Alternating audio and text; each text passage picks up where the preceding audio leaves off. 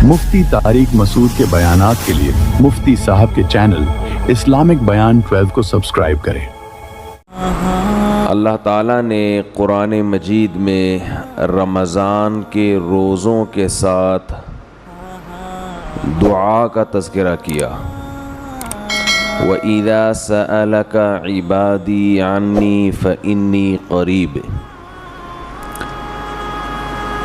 फरमाया कि ए नबी आप इनसे ये कह दीजिए कि जब मेरे बंदे मेरे बारे में पूछें तो आप उनको बता दें कि मैं तुम्हारे करीब हूँ। उजीबु दावत दाई इज़ा दआन, जब कोई मुझे पुकारता है तो मैं उसकी दावत का, उसकी दुआ का जवाब देता हूँ। दुआ और रमज़ान ये दोनों साथ साथ हैं।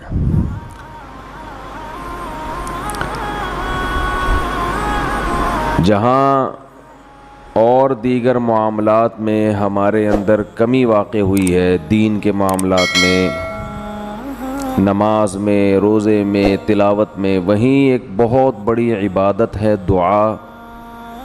इसमें भी लोग पीछे हट गए हैं।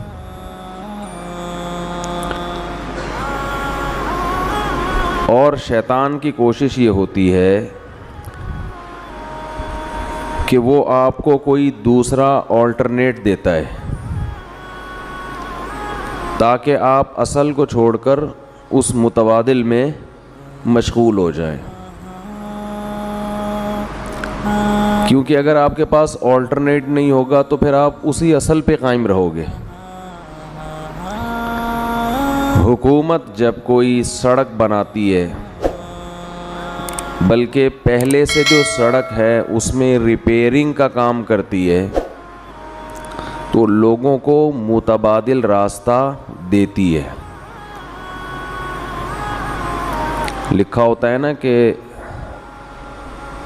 आगे काम हो रहा है, हम माजरत ख्वाह हैं, मुतबादिल रास्ता। वो कच्चे में होता है मुतबादिल, वहाँ आप उतार के थोड़ा सा आगे टर्न मारेंगे तो दोबारा हाईवे पे चढ़ जाएंगे आप।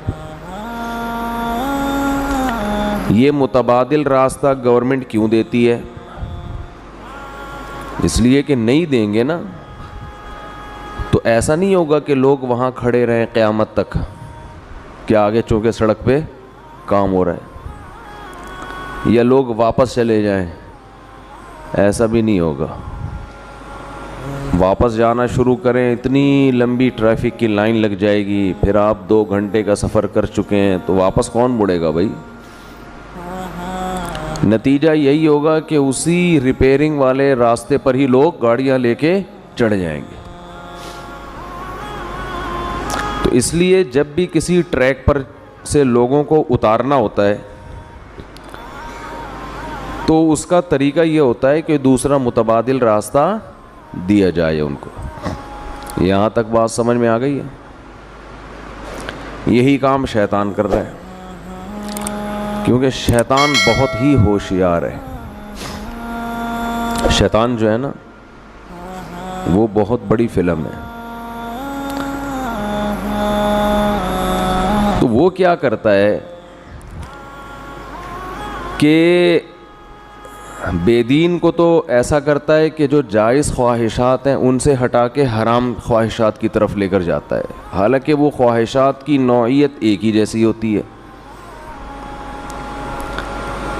आपको भूख लग रही है तो भाई चोरी करके भी रोटी खा सकते हो, और जेब में पैसे हैं उस तरह भी खा सकते हो। चोरी करोगे एक दफ़ा आसानी होगी, लेकिन हमेशा फिर चोरी करनी पड़ेगी, हर दफ़ा की टेंशन। और अगर पैसे कमा लोगे तो एक दफ़ा की टेंशन है, लेकिन हमेशा फिर इज़्ज़त के साथ ख़रीद के सारी ज़िंदगी खाते रहोगे। अब भूख तो पूरी करनी है ना। तो शैतान क्या करता है, चोर को हलाल रास्ता से हटा के हराम बताता है, जिसमें टेंशन भी ज़्यादा, डिप्रेशन भी, ज़मीर भी मलामत करेगा, इज़्ज़त का जनाजा भी निकलेगा।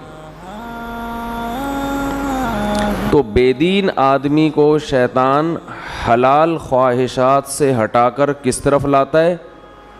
بولے نا یار، حرام. وہ نکاح سے ہٹائے گا، زنا کی طرف لائے گا. تو ہر چیز میں ایسا ہی کرے گا شیطان. دیندار آدمی کو، جو دین کو فالو کر رہا ہے، دین پہ چلنا چاہتا ہے، اسے شیطان سنت سے ہٹا کے متبادل راستہ بدعت والا دے گا. یا وہ بدعت نہ بھی ہو لیکن وہ سنت جیسی اس میں روحانیت نہیں ہوگی، ایسا راستہ دے گا شیطان اس کو. سمجھ میں میرا خیال ہے آ رہی ہے بات؟ تھوڑی کہ ہمیشہ سمجھ میں نہ آئے، کبھی کبھی آتی بھی ہے. تو ہمیشہ ایسا راستہ دے گا جو یا تو بدعت ہوگا وہ راستہ، یا اس میں بدعت نہ بھی ہو تو کم از کم جو سنت میں روحانیت تھی وہ اس راستے میں نہیں ہوگی. دعا کے معاملے میں بھی شیطان نے یہی کام کیا ہے. آدم علیہ السلام سے لے کے ہمارے نبی صلی اللہ علیہ وسلم تک جتنے پیغمبر آئے، پھر آج تک جتنے بڑے بڑے علماء، صلحاء، اولیاء، وہ اپنے تمام کاموں میں دعا کو بہت زیادہ فوکس کیا کرتے تھے کہ ہاتھ اٹھا کے اللہ سے گڑ گڑا کے دعا مانگی جائے. شیطان نے کیا کیا؟ دعاؤں سے ہٹا کے لوگوں کو وظیفوں پہ لگا دیا. میں نہیں کہہ رہا وظیفے حرام ہے، ناجائز ہے، اس میں وہ روحانیت بولو نہیں ہے. اتنی دفعہ یہ پڑھ لو، اتنی دفعہ یہ پڑھ لو تو یہ ہو جائے گا، اتنی دفعہ یہ کر لو تو یہ ہو جائے گا، یوں کر کے پڑھ لو گے تو ایسے کام ہو جائے گا، یوں کرو گے تو 4 ہو جائیں گی، اس طرح کرو گے تو 3 ہوں گی. شادیوں کی بات نہیں کر رہا، کچھ اور. اب آپ لوگ آٹومیٹک ہو گئے، اب شادی کا لفظ زبان سے نکالنے کی ضرورت ہے ہی نہیں. اب یہ مثال ہو گئی ہے، کسی نے کسی بھوکے سے پوچھا 2 اور 2 کتنے ہوتے ہیں؟ کہتے 4 روٹیاں ہوتی ہیں. ٹھیک ہے نا؟ تو وظیفے یہ پڑھ لو تو یوں ہو جائے گا، یوں کر لو تو یوں ہو جائے گا، ایسا کر لو تو یوں ہو جائے گا. 636.3 دفعہ پڑھو گے تو یہ والا کام ہوگا. رسالے چھپ رہے ہیں. یہ پہلے میں تو اس موضوع پر بہت بیان کرتا تھا، اب بہت عرصے سے میں نے یہ موضوع چھوڑ دیا تھا، لیکن نئے نئے لوگ بھی آتے ہیں، پھر رمضان میں لوگ دعاؤں سے غافل بھی ہو جاتے ہیں. تو اس لیے میں نے سوچا کہ آج میں اس پرانے مردے کو دوبارہ اکھیڑوں گا، دوبارہ کھڑا کروں گا میں اس پرانے ٹاپک کو. تو زیادہ زور دعاؤں کے بجائے کس پر ہے؟ وظیفوں پہ. نظر آتے ہیں لوگ، کوئی فجر کے بعد بیٹھے ہوئے اللہ اللہ کر رہے، آدمی کہتا ہے یار ماشاءاللہ ابھی قیامت قریب نہیں ہے. اتنے نیک لوگ دنیا میں ہیں جو اللہ کو راضی کرنے کے لیے اللہ کا نام لیتے ہیں. جب آپ تہ میں جاؤ گے تو پتہ چلے گا کسی نے یہ وظیفہ بتایا ہے، اتنی دفعہ یہ پڑھو، فلاں کام کے لیے بتایا ہے. جیسے ہی کام ہوگا یہ بندہ مارکیٹ سے شارٹ ہو جائے گا. اللہ اور بندے کا جو تعلق ہے نا، اللہ یہ قائم کرنا چاہتے ہیں. اسلام کا حاصل کیا ہے؟ خلاصہ کیا ہے؟ انسان کا تعلق ہو جائے کس کے ساتھ؟ اپنے رب کے ساتھ.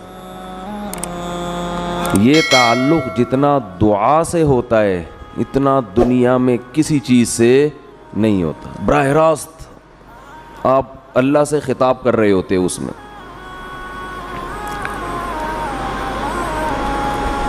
تو شیطان نے کیا کیا؟ دعاؤں سے ہٹا کے کس میں لگا دیا؟ وظیفوں میں. وہ بھی دعا ہی ہوتی ہے وظیفہ بھی، لیکن اس میں جذبہ دعا والا نہیں ہوتا. وہ پڑھا جاتا ہے، مانگا نہیں جاتا. کہتے ہیں کتنا وظیفہ پڑھ لیا. دعا میں یہ نہیں کہتے کتنی پڑھ لی، کتنی مانگ لی. یہ بہت بڑا فرق ہے.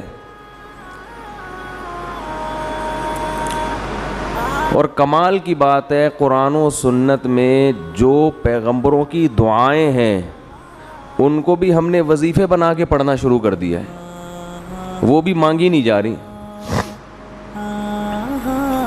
یونس علیہ السلام اللہ کی اجازت کے بغیر اپنی قوم کو چھوڑ کے نکل گئے.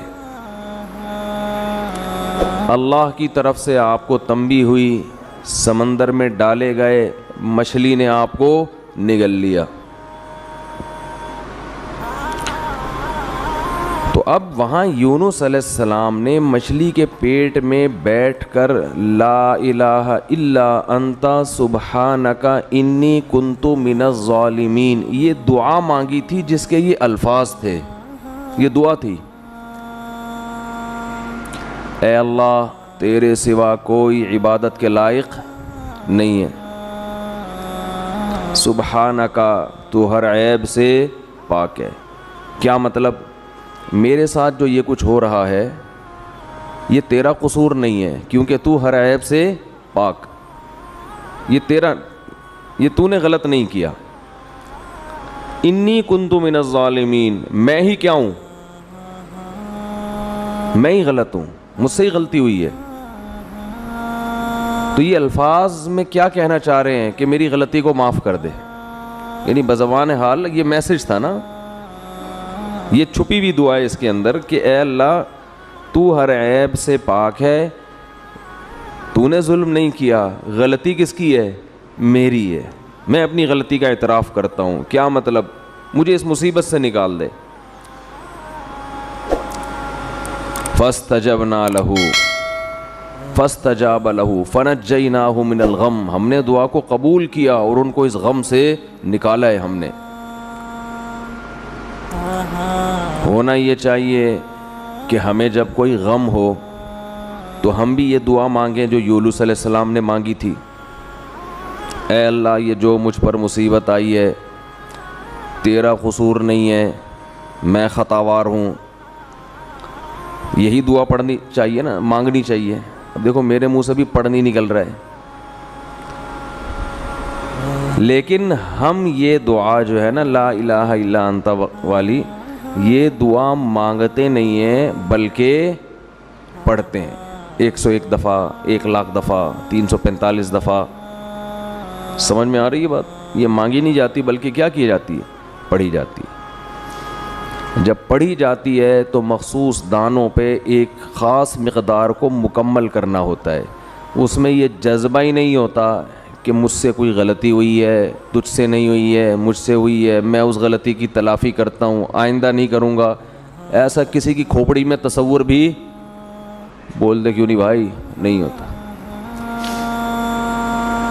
تو قرآن اس سے آپ کو اس دعا کے ذریعے جو بتانا چاہ رہا ہے, جو ذہن بنانا چاہ رہا ہے, جو سوچ آپ کے ذہن میں اتارنا چاہ رہا ہے, وہ سوچ بنتی نہیں ہے.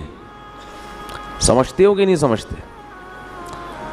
ہاں جلیبیاں مل جائیں گی اس کے بعد آپ کو, کیونکہ ہم بچپن میں یہ وظیفہ پڑھنے مسجد میں جایا کرتے تھے. ورد ہوتا تھا آیت کریمہ کا 5 لاکھ بار اور پتہ نہیں 2 لاکھ بار. تو وہ دانے لا کے بوریوں کے بوری مسجد میں بچھائی جاتی تھیں, تو اعلان ہوتا تھا تو سارے محلے کے بچے مسجد میں ہم سمیت پہنچ جایا کرتے تھے.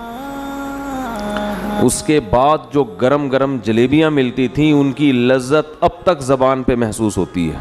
وہ جلیبیوں کا مزہ اب کہیں بھی نہیں آیا. ایسی گرم پتہ نہیں کہاں سے بنوا کے لا, مزہ بہت آتا تھا.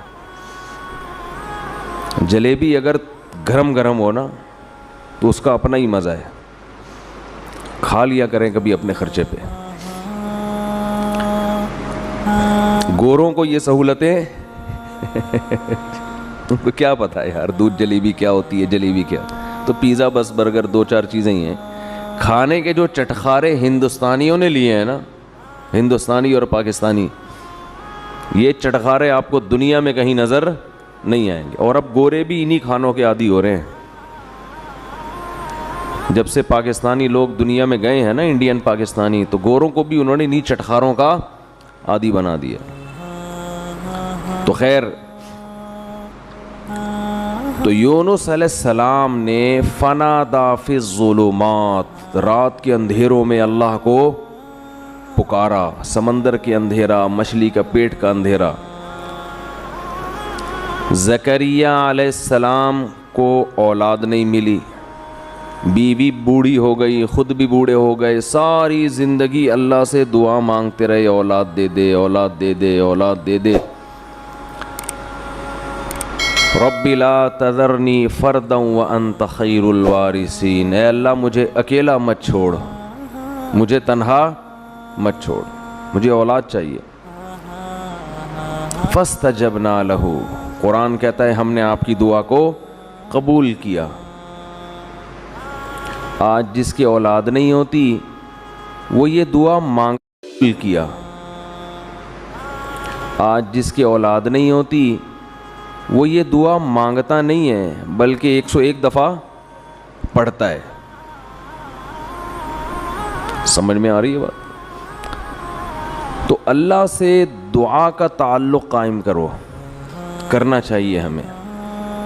سب سے مضبوط بندے اور اللہ کا جو ریلیشن ہے نا، یہ دعا کے علاوہ کسی چیز سے نہیں بنتا۔ لیکن جو کام سب سے مقدس ہوتا ہے اس شیطان رکاوٹ بھی سب سے زیادہ بولو اسی میں ڈالتا ہے۔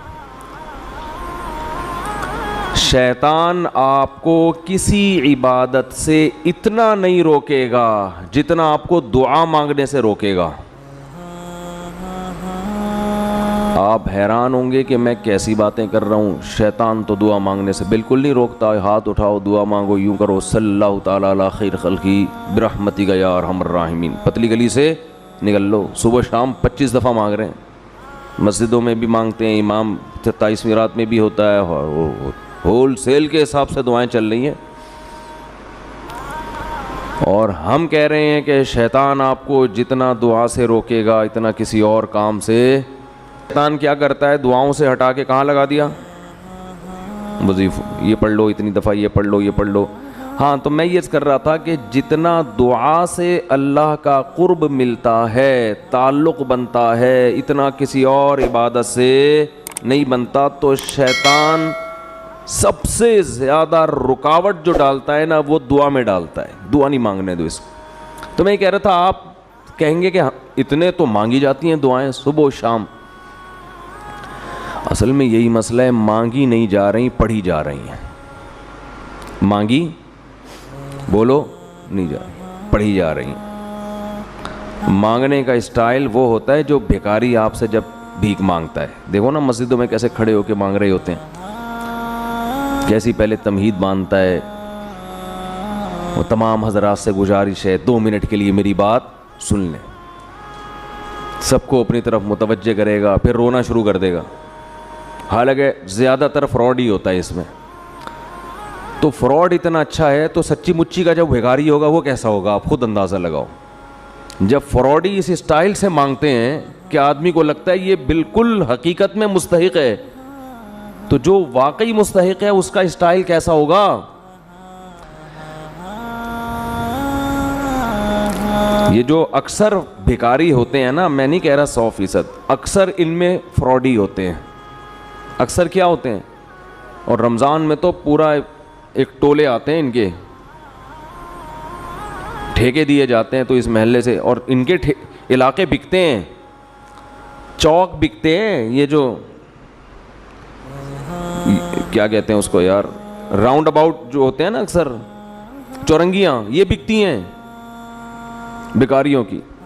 لیکن آپ مانگنے کا اسٹائل دیکھو بھیکاری کا، وہ یہ نہیں کہے گا آپ کے منہ پہ آ کے لا الہ الا انت سبحانک انی کنت من الظالمین، چھو، یہ نہیں کرے گا۔ وہ اس کی روح کو سمجھتا ہے، لا الہ الا انت سبحانک۔ وہ ایسا آپ کو روئے گا، وہ تو ہم اتنے بھیکاری فراڈی دیکھ دیکھ کے اب اثر ہم پہ ختم ہو گیا ہے نا ٹھیک ہے نا۔ لیکن وہ مانگنے میں کمی نہیں کرتا، وہ ایسے اسٹائل سے مانگے گا کہ آپ کا دل چاہے گا کچھ نہ کچھ تو دو اس کو۔ ہمارے ایک دوست نے اپنا واقعہ سنایا، وہ بھیکاریوں کو دیتے نہیں تھے، کہہ رہے میں گاڑی میں جا رہا ہوں، کہیں سگنل پہ گاڑی روکی ہے تو ایک بھیکاری آ گیا میرے پیچھے، یار دے دو بھائی, کچھ تو دے دو یار, اللہ کا واسطہ. میں نے کہہ رہا اس کو ہٹایا, وہ اتنا چپک گیا کہ میں نے 50 روپے نکالے, یہ یار جان چھوڑ میری. لیکن وہ کہتا ہے مجھے اس سے ایک عبرت ہوئی. وہ کہتا ہے مجھ سے ایک گناہ ہو گیا تھا, تو اسی دن میں نے اس گناہ سے توبہ کی, اور توبہ میں اللہ کو یہ کہا کہ اللہ میں معافی کا مستحق نہیں ہوں, کیونکہ میں پہلے بھی توبہ کر چکا ہوں, بار بار توڑ رہا ہوں, مستحق نہیں ہوں. لیکن کہہ رہے میں نے اتنی دیر دعا مانگی, میں نے کہا اے اللہ وہ بیکاری مستحق نہیں تھا, جان چھڑانے کے لیے میں نے اس کو 50 روپے پکڑا دیے, تو مجھ سے زیادہ سخی ہے. تو بھی کہہ یہ کب سے مانگ رہا ہے, کب سے پیچھے پڑا ہوا ہے, چل معاف کیا جا. تو کہہ رہے میں نے اتنی دعائیں مانگی, ہدایت کی بھی اور رزق میں برکت کی بھی, اور واسطے سارے اسی بھکاری کے اللہ کو دے رہا تھا کہ اللہ وہ فراڈی تھا, دے دیا, میں بھی فراڈی ہوں. ٹھیک ہے نا, نہ مجھے مانگنا آتا ہے, نہ میرے پاس کوئی عمل ہے, 2 نمبر آدمی ہوں, بس دے دے, مستحق نہیں ہوں پھر بھی دے دے. تو دعا, یہ دعا تھی. اٹ از کالڈ کیا ہے, اٹ از کالڈ دعا. یہ جو اس پہلی دفعہ میرا خیال ہے اس بندے نے دعا مانگی ہوگی. تو یہ تو نمازوں کے بعد سب مانگ رہے ہیں. امام نے, آج کل دعاؤں کی سیٹنگ کیا چل رہی ہے, امام صاحب نے جب تکبیر کی نا امام صاحب نے, تو آٹومیٹک سسٹم نمازیوں کا شروع ہو گیا. نمازی سارے خود بخود روبوٹ کی طرح ہاتھ جا رہے ہیں, پھر کھڑے ہو جاتے ہیں. اس کے بعد سلام پھیر کے یاد آتا ہے اچانک یہ ہوا کیا ہے, درمیان میں گم. وہ ایک آدمی نے, امام صاحب نے 4 کے بجائے 3 رکعتوں پہ سلام پھیر دیا. پوری مسجد میں کسی نے بھی سبحان اللہ نہیں کہا. پیچھے 8ویں صف میں ایک آدمی نے کہا سبحان اللہ. امام نے کہا یار ان پورے نمازیوں میں سے تو کسی کو پتہ نہیں چلا, تجھے کیسے پتہ چل گیا کہ میں نے 3 پڑھی ہیں. وہ کہتے ہیں میری 4 دکانیں ہیں, 4 رکعتوں میں 4 کا حساب ہوتا ہے. آج 3 کے بعد ہی سلام کی آواز آ گئی, تو مجھے لگا کہ 1 رکعت امام صاحب پی گئے. امام صاحب 1 رکعت پی گئے. تو سارے سو رہے ہوتے ہیں. تراویح میں تو زیادہ ہوتا ہے یہ سلسلہ. پھر وہ ایک فارمیلٹی ہے دعا کی, اس پر ہاتھ اٹھا لیتے ہیں, یا اللہ فلاں کی بخشش کر دے, یہ کر دے, وہ کر دے. پورا ایک ترتیب سے مانگے. میں منع نہیں کر رہا اس سے, اس دعا میں جان نہیں ہے. امام کو بھی پتہ ہے میں نہیں مانگوں گا مجھے امامت سے نکالیں گے. مؤذن جو پیچھے جو نمازی ہوتے ہیں وہ سمجھتے ہیں کہ یہ نماز کا حصہ ہے, تو جب جو ہے تو چلو یوں کر لو, تو پھر یوں کر لو. ایسے چل رہا ہوتا ہے. جیسے وہ تعزیت کے لیے KPK میں دعا ہوتی ہے نا, پبلک آتی ہے, دعائے خیر, ہاتھ اٹھایا یا رکھے, چلو بھائی. پھر دوسرا آیا دعائے خیر اللہ, کچھ بھی وہ ان کی پشتوں میں کچھ الفاظ چل رہے ہوتے ہیں, اس طرح معاشی انڈی والا انخا دے دغت مغت ہو نہ دگڑے, چلو جی ختم ہو.